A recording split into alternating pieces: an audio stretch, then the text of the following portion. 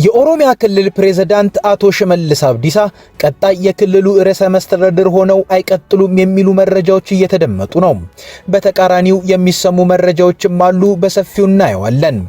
የትግራይ ክልል ጊዜያዊ አስተዳደሩን የተረከቡት የህወሓት ሊቀመንበር ደብረጽዮን ገብረ ሚካኤል ከክልሉ ውጪ ሆነው የትጥቅ ትግል ለሚያደርጉ ቡድኖች የንዋይ ጥሪን አቀረቡ። በኢትዮጵያ ቤኒሻንጉል ጉሙዝ ክልልና በሱዳን መካከል የሚገኘው ሁለቱን ሀገራት የሚያገናኘው ታሪካዊው የኩምሩክ ድልድይ በታጠቁ ኃይሎች ጥምረት መፍረሱ ተገለጸ። ጤና ይስጥልን ኢትዮ ፍሮንቶች ነን። አብራችሁን ስትቆዩ እነዚህን ጉዳዮች በስፋትና በጥልቀት በመረጃና ትንታኔ ትሰማላችሁ። እስከዛው ቻናላችንን ሰብስክራይብ፣ ላይክ እና ሼር እያደረጋችሁ አብራችሁን ቆዩ። የኦሮሚያ ክልል ፕሬዝዳንት አቶ ሽመልስ አብዲሳ ቀጣይ የክልሉ ርዕሰ መስተዳድር ሆነው የመቀጠላቸው ነገር ላይ ከዚያም ሁለት የተቃረኑ ነገሮች እየተሰሙ ነው። አንዳንድ ነገሩን በቅርበት እናውቃለን የሚሉ ሰዎች ሽመልስ አብዲሳ ሰባተኛው ሀገራዊ ምርጫን ተከትሎ በሚቋቋመው የክልሉ መንግስት ውስጥ የኦሮሚያ ክልል ፕሬዝዳንት ሆነው አይቀጥሉም ሲሉ ይደመጣሉ። ሌሎች ደግሞ መረጃው ውሸት ነው፣ ባላቸው ኃላፊነት ይቀጥላሉ እያሉ ነው።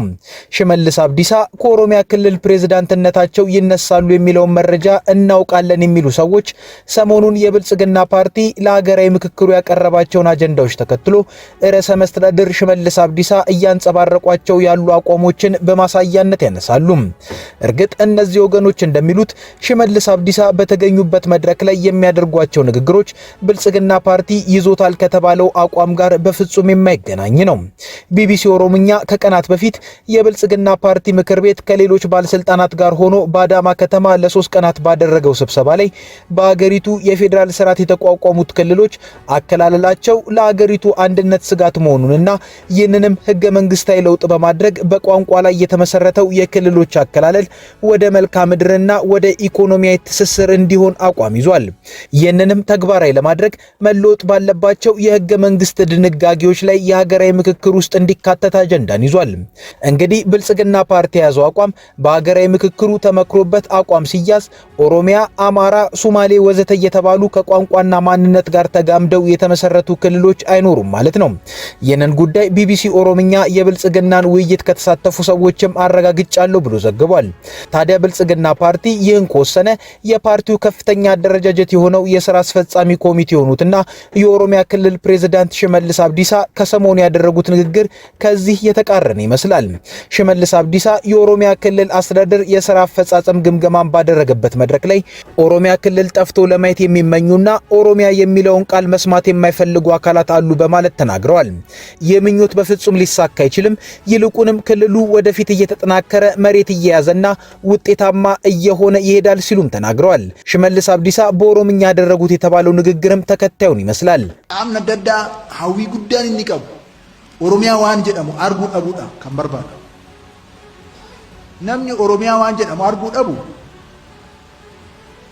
ani gorsa tokkoon isaaf qabu dafee addunyaa kanarraa adda yoo ba'e oromiyaa waan jedhamu arguu dhiisuu danda'a.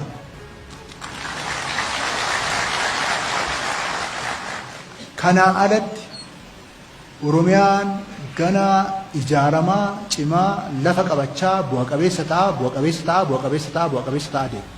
ይህ የሽመልስ አብዲሳ ንግግር እንግዲህ ብልጽግና ፓርቲ በህገ መንግስት ማሻሻያ እተገብረዋለሁ ካለው የክልሎች አከላለል እቅድ በተቃራኒ የቆመ ነው። የወቅቱ የኦሮሚያ ክልል ፕሬዝዳንት ሽመልስ የኦሮሚያ ክልል ፈርሶ ማየት ይፈልጋሉ ያሏቸው አካላት ግን እነማን እንደሆኑ አልገለጹም። ነገር ግን በጊዜ ቅደም ተከተል ሲቀመጥ ሽመልስ አብዲሳ ይህንን ንግግር ያደረጉት የብልጽግና ፓርቲ ምክር ቤት ህገ መንግስታዊ ለውጥ በሚያስፈልገው የክልሎች አከላለል ላይ ለብሔራዊ ምክክር የሚሆነውን አጀንዳን ካጸደቀ ከ2 ሳምንታት በኋላ ነው። ይሄውም ሽመልስ ከፖለቲካ ፓርቲያቸው አቋም ጋር በፍጹም እየተቃረኑ መሆኑን ያሳዩበት ሆኗል። ይህም ነው በርዕሰ መስተዳድርነታቸው አይቀጥሉም ያስባለው። ነገር ግን ይህን የሽመልስ አብዲሳን ንግግር አስተላልፎ የነበረው የክልሉ ሚዲያ ቆየት ብሎ የንግግሩን ክፍል ቆርጦ አውጥቶታል ተብሏል። በምን ምክንያት ንግግሩ ተቆርጦ እንደወጣ ግን ግልጽ አልሆነም።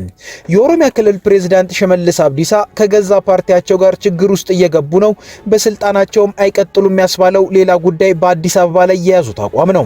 ይሄው የብልጽግና ፓርቲ ለሀገራዊ ምክክሩ ካስገባቸው አጀንዳዎች መካከል አዲስ አበባ ራሷን የቻለችና በፌዴሬሽን ምክር ቤት ውክልና ያላት ክልል እንድትሆን የሚያስችል ነው። የብልጽግና ፓርቲ አቋም ከዚህ በተጨማሪ የኦሮሚያ ክልል በአዲስ አበባ ላይ ልዩ ጥቅም የለውም፣ ያለውም የጋራ ጥቅም ነው የሚል ነው። ነገር ግን ሽመልስ አብዲሳ በሀገራዊ ምክክሩ ላይ ኦሮሚያ ክልልን ወክለው የሚሳተፉ ተወካዮችን ሰብስበው የአዲስ አበባ ጉዳይን አሳልፈው እንዳይሰጡ ነግሯቸዋል የሚል ተባራሪ ወሬ ተሰምቷል። ይህም ተዳምሮ ነው የሽመልስ የኦሮሚያ ክልል አስተዳዳሪነት አይቀጥልም የተባለው። እየተፈጠሩ ያሉ ሁኔታዎችም የኦሮሚያ ክልል ርዕሰ መስተዳድር ሽመልስ አብዲሳ ከጠቅላይ ሚኒስትር አብይ አህመድ ጋር ያላቸው ግንኙነት ንፋስ ገብቶበታል ያስብሏል። ብልጽግና ፓርቲ የክልሎች አከላለልና የአዲስ አበባ ጉዳይ ላይ ለሀገራዊ ምክክሩ ያስገባቸውን አጀንዳዎች የፓርቲው ሊቀመንበርና ጠቅላይ ሚኒስትር አብይ አህመድ ሳያምኑበት አስገባ ማለት መቼም ሞኝነት ነው። የኦሮሚያ ክልል ርዕሰ መስተዳድር ሽመልስ አብዲሳ ይህን ሳይረዱ በአጀንዳዎቹ ላይ በዚህ ልክ ተቃውሞ አያሰሙም ተብሎ ስለታመነም ነው ከጠቅላይ ሚኒስትር አብይ ጋር ሰላም አይደሉም ይሆን ያስባለው። የትግራይ ክልል ጊዜ አስተዳደሩን የተረከቡት የህወሓት ሊቀመንበር ደብረጽዮን ገብረ ሚካኤል ከክልሉ ውጪ ሆነው የትጥቅ ትግልን ለሚያደርጉ ቡድኖች የንዋይ ጥሪን አቀረቡ። ደብረጽዮን ይህን መልእክታቸው በአዲስ አበባ ሊደረግ የታሰበውና በክልሉ እየተካሄደ ነው የተባለው የወጣቶች የግዳጅ አፈሳን የሚቃወም የተቃውሞ ሰልፍ ሊደረግ አንድ ቀን ሲቀረው መደመጡ ትኩረትን ስቧል። መቼ እንደተቀረጸ የሚገልጽ ነገር ባይኖረውም በአዲስ አበባ ይካሄዳል በተባለው የተቃውሞ ሰልፍ ዋዜማ ላይ መውጣቱ ግን መልእክታቸው ትኩረትን እንዲይዝ አድርጎታል። በዚህ መልእክታቸው ደብረጽዮን የጠላት መጠቀሚያ አትሁኑ፣ ፖለቲካዊ ውይይትን በሉት ድርድር ማድረግ አማራጭ የሌለው መፍትሄ ነው ሲሉም ተደምጠዋል። ደብረጽዮን በዚህ መልእክታቸውም ይህንን ያሉት ዕጥቂ ሒዞም ካብ ትግራይ ወፃእ ኣብ ልዕሊ ትግራይ ዝትኩሱ መንግስቲ ክንብሎም ደሊ መሳርሒ ጸላይ ትሆኒ ከትግራይ ክልል ውጪ ሆነው ትጥቅ ይዘው በትግራይ ላይ የሚተኩሱትን እንደ መንግስት ልላቸው የምፈልገው የጠላት መጠቀሚያ አትሁኑ ነው። ወደማያስፈልግ ነገር አትግቡ፣ ያለፈው ይበቃናል። ፖለቲካዊ ልዩነት ካለ በፖለቲካዊ ውይይትም ሆነ ድርድር በሉት ማድረግ ይቻላል። ከጠላት ጋር ሆናችሁ ተኩሳችሁ ግን ፖለቲካዊ መፍትሄ አመጣለሁ ማለት ትልቅ ስህተት ነው። ፖለቲካዊ ልዩነት ካለ በፖለቲካዊ ውይይት በሉት ድርድር እንፍታው። በክልሉ በቂ የፖለቲካ ተቋማት አሉ፣ መቀላቀል ትችላላችሁ። ካልሆነ ደግሞ በራሳችሁ መደራጀት ትችላላችሁ። ተቋማት አላነሱንም፣ ሐሳብ አቅርቡና ህዝብ ይወስንበት። ወደ አገራችሁኑ፣ ወደ ህዝባችሁኑ የትግራይ ህልውናን የማረጋገጥ ሂደት ላይ ተሳተፉ። የትግራይ መልእክት ይህ ነው። ህልውና እንደህነት ትግራይ ምርጋጥ ተሳተፉ። የደብረ ጽዮን መልእክት ከሰላማዊ ሰልፉ ጋር ከመገጣጠሙ ባሻገር ህወሓት ማምሻውን በቃል አቀባዩ በኩል በአዲስ አበባ የሚካሄደውን የተቃውሞ ሰልፍ በተመለከተ መግለጫን አውጥቷል። የህወሓት ቃል አቀባይ ሚካኤል አስገዶም በአዲስ አበባ የተጠራው ሰልፍ በትግራይ ላይ የተደገሰ ዳግም የዘር ማጥፋት ሴራ ነው ብለውታል። ቃል አቀባዩ ሚካኤል አስገዶም በመግለጫቸው የሰልፉ ዓላማ በወራሪዎች ስር ያለው ህዝባችን ነፃ እንዳይወጣ፣ ተፈናቃዮች ወደ ቀያቸው እንዳይመለሱና የትግራይ ሉዓላዊ ግዛት እንዳይመለስ ለማድረግ ነው ብሏል። አክለውም ሰልፉ በጠቅላይ ሚኒስትር አብይ አህመድ የተዘጋጀና በብሔራዊ ክደት ቡድን ተላላኪዎች የሚካሄድ ነው ሲሉም ነው የገለጹት። ያሰቡት በ2013 ዓ.ም በብልጽግና ስርዓት የተጀመረውን የዘር ማጥፋት ለመፈጸም ግዛቶችን ላለማስመለስና ለዚህም ከዓለም አቀፉ ማህበረሰብ ድጋፍ ለማግኘት ያለመ ነው በማለትም ቡድኑ በትግራይ ህዝብ ላይ ጦርነት ለመጀመር ምዕራብ ትግራይ በፌዴራል መንግስት እንዲተዳደርና ትግራይ በብልጽግና ስርዓት እንድትመራ ለማድረግ እየተንቀሳቀሰ እንደሆነ በመግለጫቸው አንስተዋል። ቃል አቀባዩ በአዲስ አበባ ለሚገኙ የትግራይ ተወላጆችም መልእክት አስተላልፈዋል። በዚህም ሰልፉ የትግራይን ብሔር ለመደምሰስና የትግራዋይነት ማንነትን ለማጥፋት ያለመ በመሆኑ ሰልፉ ላይ አትገኙ ብለዋል። ለዲያስፖራ ሲሉ ባስተላለፉት መልእክት ደግሞ በያሉበት ሆነው እንዲታገሉና ዓለም አቀፉ ማህበረሰብም ይህንን እንዲያውቅ እንዲሰሩ ነው ጥሪ ያስተላለፉት። ይህ በእንዲህ እንዳለም ዛሬ ሐምሌ 11 ቀን 2018 ዓ.ም በአዲስ አበባ ለሚደረገው ሰልፍ ሰፊ ዝግጅቶች የተደረጉ ሲሆን የሚዘጋጉ መንገዶችም ለህዝብ ተነግሯል። እንዲሁም ለሰልፉ ተሳታፊዎች ከተለያዩ ወገኖች የድጋፍ ድምጾች እየተሰሙ ሲሆን የኢትዮጵያ ዜጎች ለማህበራዊ ፍትህ ኢዜማ ለጸረ ህወሓት ሰልፉ ያለውን ድጋፍ በመግለጫው አሳይቷል። በኢትዮጵያ ቤኒሻንጉል ጉሙዝ ክልልና በሱዳን መካከል የሚገኘው ሁለቱን ሀገራት የሚያገናኘው ታሪካዊው የኩምሩክ ድልድይ በታጣቂ ኃይሎች ጥምረት መፍረሱ ተገለጸ። ከአሶሳ ተነስቶ የሱዳን ኩምሩክን የሚያቋርጠውና ቢ40 በተሰኘው አውራ ጎዳና ላይ የሚገኘው የድልድይ መሰበር በቀጠናው ላይ ከፍተኛ ወታደራዊና ኢኮኖሚያዊ ጫና እንደሚያሳድር ተጠቁሟል። ከስፍራው የወጡ መረጃዎች እንደሚያመለክቱት ድልድዩን ያፈረሱት የሱዳኑ መሪ ጄኔራል አብዱል ፈታህ አልቡርሃን ጦር በሱዳን ተጠልለው ከሚገኙ የቀድሞ የኢትዮጵያ ሰላም አስከባሪ ኃይሎች እንዲሁም ቤነን ከተባለ የቤኒሻንጉል ታጣቂ ቡድን ጋር በመቀናጀት ነው። በተለይም በሰሜን ኢትዮጵያው ጦርነት ወቅት ወደ ሀገራችን አንመለስም በማለት በሱዳን የፖለቲካ ጥገኝነት የጠየቁ በመቶዎች የሚቆጠሩ ከፍተኛ መኮንኖችና ጄኔራሎችን ያካተቱ የቀድሞ የኢትዮጵያ መከላከያ ሰራዊት አባላት በዚህ ጥቃት ተሳትፏል ተብሏል። እነዚህ ኃይሎች የአልቡርሃን ጦር ካርቱምን በድጋሚ እንዲቆጣጠር ከፍተኛ አስተዋጽኦ ማድረጋቸው የተነገረ ሲሆን አሁን ደግሞ አርሚ 70 በሚል ተደራጅተው ከሱዳን ጦር ክፍልና ከቤኒሻንጉል ታጣቂዎች ጋር በመሆን ከሱዳን በኩል ጥቃት እየሰነዘሩ ይገኛሉ። ለበርካታ ዓመታት የሁለቱን ሀገራት የንግድ ልውውጥና የሰዎች እንቅስቃሴን ሲያሳልጥ የነበረው የድልድይ መፍረሱ ከፍተኛ የሎጂስቲክስ መስተጓጎልን አስከትሏል። በዚህም ምክንያት ጥሬ ዕቃዎች እንዲሁም የገቢና የውጭ ንግድ እንቅስቃሴዎች ሙሉ በሙሉ እንዲቆሙ ያደርጋል። በሌላ በኩል ድርጊቱ ወታደራዊ ስትራቴጂን ያነገበ መሆኑ ተገልጿል። የተቃራኒ ጦርን እንቅስቃሴ ለመግታት ድልድዮችን ማፍረስ የተለመደ ወታደራዊ ስልት ሲሆን ይህም በሰሜን ኢትዮጵያ ጦርነት ወቅት በወልዲያና ጋሸና አካባቢዎች ከታየው የድልድዮች መፍረስ ጋር ተመሳሳይነት አለው።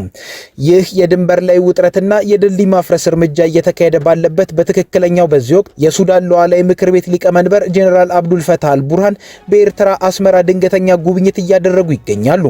ጄኔራሉ ከኤርትራው ፕሬዝዳንት ኢሳያስ አፈወርቂ ጋር በቀጠናው የጸጥታ ጉዳዮች ዙሪያ እየመከሩ ባለበት ወቅት በኩምሩክ ድንበር ላይ ይህ ክስተት መፈጠሩ የጉዳዩን ፖለቲካዊና ወታደራዊ ስልትን ይበልጥ አጉልቶታል። ይህን ዘገባ ያገኘነው ከዛ ሀበሻ ነው። የአሜሪካው ፕሬዝዳንት ዶናልድ ትራምፕ ቻይና በ2020 ምርጫ ጣልቃ እንደገባች እንዲሁም በአሜሪካ የድምጽ መስጫ ስርዓቶች ውስጥ አስደንጋጭ ተጋላጭነቶች መኖራቸውን ተናገሩ። ሐሙስ ዕለት በዋይት ሃውስ መግለጫ የሰጡት ፕሬዝዳንቱ ከዚህ ቀደምም የቀድሞ ፕሬዝዳንት ጆ ባይደን በተሸነፉበት የ2020 ምርጫ ላይ የምርጫ ማጭበርበር እንዲሁም የውጭ ጣልቃ ገብነት እንደተፈጸመ ሲናገሩ ቆይተዋል። ፕሬዝዳንቱ የሚያነሷቸው እነዚህ ክሶች ተጨባጭ መረጃዎች ያልቀረቡባቸው ናቸው። ትራምፕ የአሜሪካ የግማሽ ስልጣን ዘመን ምርጫ ሊካሄድ 3 ወራት ሲቀሩት ያሰሙት የንግግር ለ1 ሰዓት የዘለቀ ነው። በመግለጫቸው ቻይና በ2020 ምርጫ ባይደን እንዲያሸንፉ ሰርታለች የሚለውን ክሳቸውን ለመደገፍም በመቶዎች የሚቆጠሩ ሚስጥራዊ የስለላ ሰነዶችን ይፋ አድርገዋል። የአሜሪካ የስለላ ማህበረሰብ ከዚህ ቀደም ቻይና ጣልቃ አልገባችም የሚል ድምዳሜ ላይ ደርሶ ነበር። ትራምፕ ከበርካታ ከፍተኛ ኃላፊዎች ፊት ለፊት ሆነው በሰጡት መግለጫ ላይ ጋዜጠኞች ጥያቄ ማቅረብ አልቻሉም።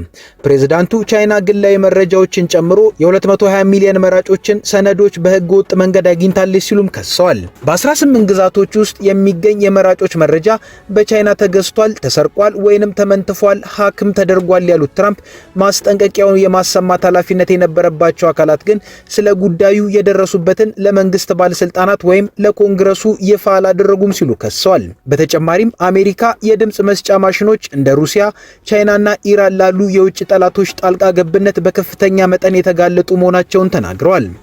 ትራምፕ ቻይና የምርጫ ስርዓቶችን ለመቀየር ወይንም በምርጫ ውጤት ላይ ተጽዕኖ ለማሳደር በህገ ወጥ መንገድ የሰበሰበችውን መረጃ ተጠቅማለች ለሚለው ንግግራቸው ማስረጃ አላቀረቡም። በዋሽንግተን የሚገኘው የቻይና ኤምባሲ ስለዚህ ክስ ለዜና ወኪሉ ሮይተርስ በሰጠው ምላሽ ቤጂንግ በፕሬዝዳንታዊ ምርጫዎች ውስጥ በጭራሽ ጣልቃ አልገባችም፣ ወደፊትም አትገባም ብሏል። ቢቢሲ የቻይና የውጭ ጉዳይ ሚኒስቴርን አስተያየት ለማግኘት ጥያቄ አቅርቧል።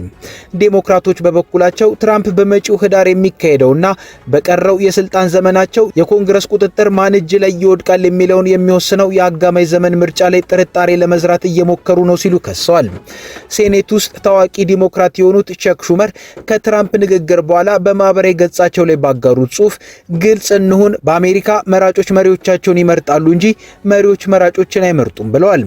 ፕሬዝዳንት ትራምፕ ያቀረቡት ክስ የአሜሪካ ስለላ ተቋማት ባደረጉት ግምገማ ከደረሱበት ድምዳሜ ይቃረናል። የአሜሪካ ብሔራዊ ስለላ ምክር ምክር ቤት በ2021 ላይ ባወጣው ሪፖርት ቻይና በ2020 ፕሬዝዳንታዊ ምርጫ ጣልቃ እንዳልገባች ከፍተኛ መተማመን እንዳለው አስታውቋል። ትራምፕ የዋይት ሃውስ ንግግራቸውን ያደረጉት ያላቸው ተቀባይነት በ37 በመቶ መውረዱን የሚያሳይ የህዝብ አስተያየት ይፋ ከተደረገ በኋላ ነው። ዋሽንግተን ፖስት ኢፕሶስ በተባለ ተቋም የተሰበሰበውን አስተያየት በርካታ መራጮች በኑሮ ውድነትና ከኢራን ጋር እየተካሄደ ባለው ጦርነት ምክንያት ስለ ትራምፕ ያላቸው ምልከታ ጨለምተኛ መሆኑን አመላክቷል። ከኢትዮ ፍሮንት የዛሬ ጉዳዮቻችን እነዚህ ነበሩ። አብራችሁን ስለቆያችሁ እናመሰግናለን። ቻናላችንን ሰብስክራይብ አድርጉልን። መልካም ጊዜ